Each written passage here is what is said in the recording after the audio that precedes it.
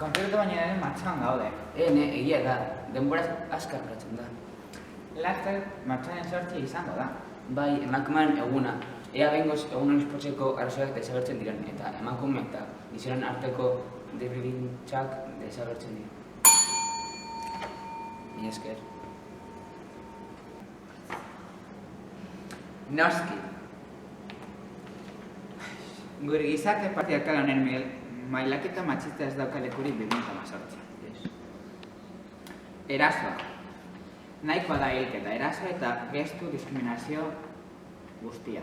Eta solata elinketaz. Eta nahikoa da, euren gorputza eta itxura saltzarekin egin dezakela. Nahi dutena epaitu izan gabe. Egin dezagun topa emakume eta gizonen arteko beren desberdintasuna.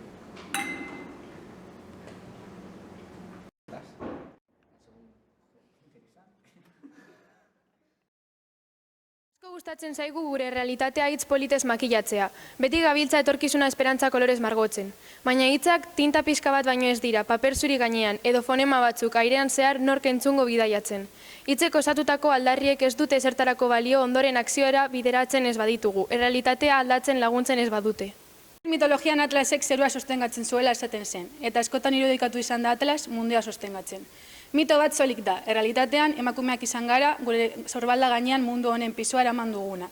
Gizonen aspirazioak betetzeko sakrifikatu garenak. Beti belauniko, beti bigarren mailan. Aski da, bada garaia gauzak aldatzeko, bada garaia gure karga injustu honetatik gure burua askatzeko. Ez gara gizonak baino gehiago, baita ez da guztiago ere.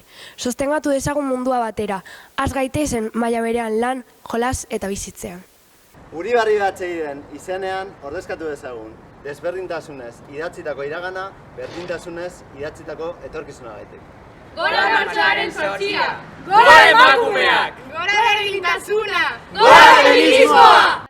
Prest al zaude hau guztia gurekin batera eraldatzeko? Behar zaitugu, inorez da soberan denona den gai honetan. Eta batera lortu dezakogu.